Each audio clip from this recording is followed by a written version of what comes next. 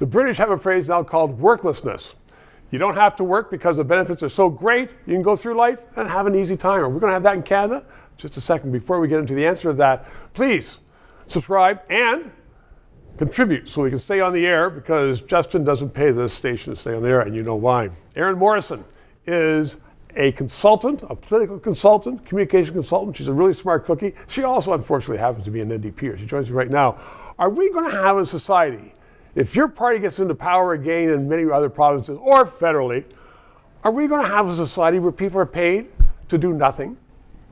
No, but I'll tell you what we would have, and that is at least an investigation into the benefits of universal basic income, which means instead of having 15 programs that are a patchwork that are hard to get into and stitch them all together, right, you might have the dignity of just one program that enables you. You're paying a check every 2 weeks.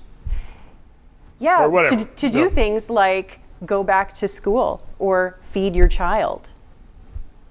Well, really, there are a number of people who would take advantage of that to go back to school, or if the option is for a single mom to work her guts out at a menial job, cleaning toilets, or take care of her child and be paid, I get that. But if that program's available, there's going to be a lot of people saying, hey, I don't have to work anymore, so why should I do it?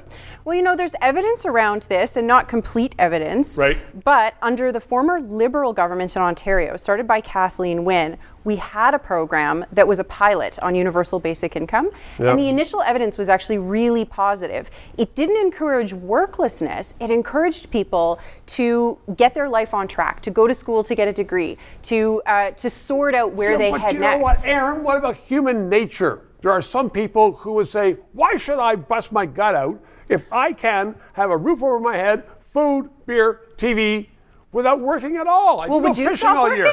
Would you stop working if people would pay you to stay home? No. I'm working for free right now. But I mean, I'm crazy.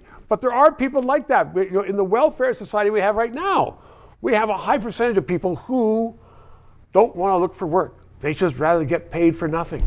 So how are you going to stop that? We're going to have a society like maybe in Britain where they have a problem, too many people not working and getting paid. I think the idea that people would rather not work is largely a myth. When you have Erin, when you have the opportunity to have a dignified job and receive a dignified paycheck for that job, I think the vast majority of people would choose that. I think the vast majority. What do you base that on? There are lazy people in this world. And if they can get paid for doing nothing, they'll get paid. I mean, have you spoken to people who in Ontario are on OW or ODSP? Yeah. Pays them to stay home. And they do not want to be on that program. They want off of that program. Many are on it. And I've talked to the administrators who say, you know what? They don't have any intention of doing anything. But we're running out of time. Erin, we're going to finish this. 3 minutes. This show provides independent analysis of the issues. We are not paid by the government. And as I am finding, so much business in Canada relies upon various governments that they don't want to sponsor or advertise on a show which may become controversial, which talks about liberty, freedoms, sometimes criticizes government. I've had guests on that support the government. But people are saying, you know what?